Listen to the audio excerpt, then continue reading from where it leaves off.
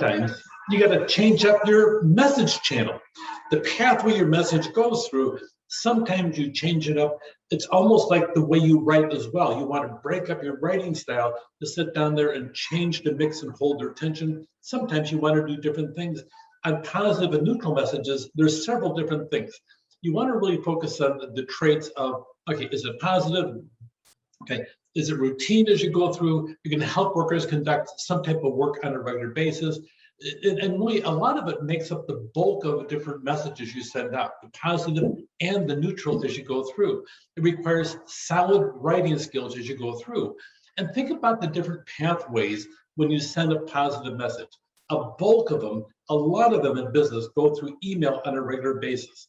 Sometimes you want to use a memo for specific purposes. We'll talk about that, but if you want to make a point, it's one thing to sit there and type it on email as you go through, but if you want to really make something, carve it in stone, so to speak, give a written memo. A lot of times, if you are an employee and your boss gives you a positive memo and gives you a hard copy and puts one in your personnel file, that goes a long, long way. And writing sometimes is better on a memo, on a piece of paper, than digital. Sometimes now we have a lot of digital personnel files coming out, but if it gets in that personnel file, it's a big thing. If you're the manager, by the way, if you're going to sit down there and send something to the employee, you want to also CC or carbon copy it to the personnel file, put that right in the bottom. That makes it official as it goes through. Sometimes you send a letter. Yes, those pieces of paper you stuff into a paper envelope and put a stamp on it, they still exist out there. And sometimes that's the best way of doing things. A lot of times you want to sit down there and send a contract through on a formal basis with a letter. You can also use social media as you go through, blogs to brag about your employees, instant messages, DMing as you go through in the process. Understanding business letters, there's still a preferred channel for external communications in some type of certain situations as you go through. Also, direct mail still exists for a lot of direct mail advertising as you go through. They go to suppliers, government agencies, vendors, customers. Just, a really good tactic nowadays, catalogs still exist out there. I get one catalog from a company that sells boxes and different things called Uline. And it comes in and it's so thick and everything else. And I don't use boxes all that much in the things that I do, except for the fact I hate to throw it away. It's one of the things, it's a cool catalog, and who knows, I might need it someday. I've only bought from them twice in the last 5 years, but that's it. Who knows what's out there? Sometimes a thing in your hand is harder to get rid of, and it tends to stick longer than something digital. You go delete, delete, delete as you go through. Business letters encourage good feedback. It projects a favorable image of the organization because you, as an organization, are taking the time out to send something tangible, something they can touch and feel to that person on an individual basis. They may not respond to it. They may just toss it aside, but at least in their head and maybe even in their heart, they'll say, this company really cares about me in the process. It promotes future business as you go through. Letters and memos, it's formal, it's part of a formal record. And by the way, certified mail generally is a negative thing. You normally send things such as dunning somebody in certified mail, but a lot of times if you get a business deal and the contract's coming through, you want a piece of paper or the entire contract, all 50, 60, 100, 200 pages in there as you go through. Here's a trick, by the way. If you're going to do something negative, coming from my perspective, once upon a time, I was a landlord of a giant housing community. Okay, I would send tough letters by certified mail. You need to pay this by next week or you'll be evicted. Yes, those are tough messages.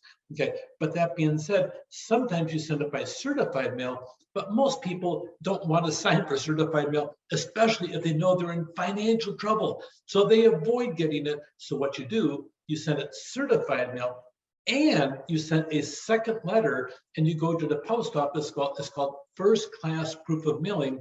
You fill out a form. The clerk on the counter at the post office, they stamp it, and that way it is almost as good in a court if you're in eviction proceedings as having the certified mail according to the judge. It's a really good tactic to use. If you ever go into management, especially property management, that's an excellent thing to do. Business letters permanent record. A lot of them are confidential and formal. They accompany contracts. A lot of times the business letter will explain the different terms, also sharing ideas. When you negotiate agreements, a lot of times hard copies going back and forth is a big deal, and you answer vendor questions and maintain customer relations as you go through. They're really very good to have every once in a while. Most communication is done by email, but when it's time to close a deal or formalize terms of a contract, a piece of paper sent through the mail is a big thing. Almost all letters are block style. By block style, the entire text is left aligned. Okay, so we line it on the left, so all the lines are exactly straight, and it's single space with double space between the paragraphs as you go through. We also have what we call the ragged right margin as you go through. That means not all the lines, they don't line up. You don't go through and try to justify them both as you go through. When it comes down to them, here is an example of a message. You'll see here on this letter that everything lines up on the left-hand margin. Notice also where the date goes. This is typed on letterhead. So there's the company's letterhead at the top.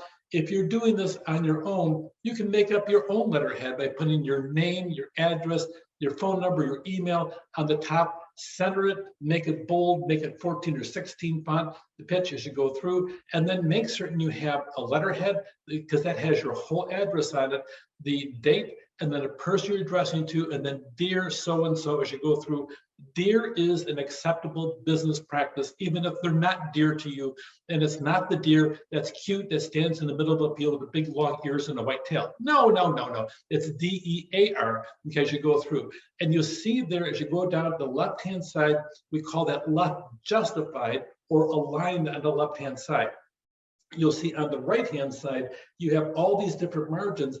Every line is a little bit different. You really want to keep it that way. Technically, on your computer, you can do justification on both sides, but you know why we keep it ragged right? It really is about trying to sit down and break up the monotony of the letter. Having the ragged right, it breaks it up. You don't get bored and fall asleep looking at it because it all looks the same on the left and the right. Also, when you sit down there and have them both sides justified, the spacing on your computer will actually adjust the spacing, and it's kind of irritating as you go through the process. Look at the very bottom of the letter. Typically, most business letters close with sincerely, the person's name, and there's a spot there, typically 4 spaces, four lines as you go down for you to sit there and affix your signature. On a formal contract, I always recommend when you sign a letter, you sign it in blue ink. Now, in the old days, blue ink meant that they couldn't copy it off the machine because copying machines primarily copy in black and white. Nowadays, color copying is pretty simple, but that being said, formally, you should always sign contracts in blue ink, especially if it's on with black lettering as you go through.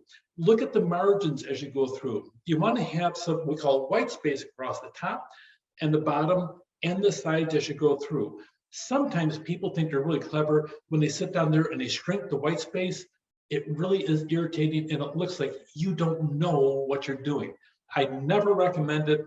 Make certain you have standard margins as you go through. So a big thing is change up your message channel, make your communication process really interesting, not only in the actual context, what you're writing in the letter, but how you go about delivering it, because you are going to be the consummate business professional. Take care.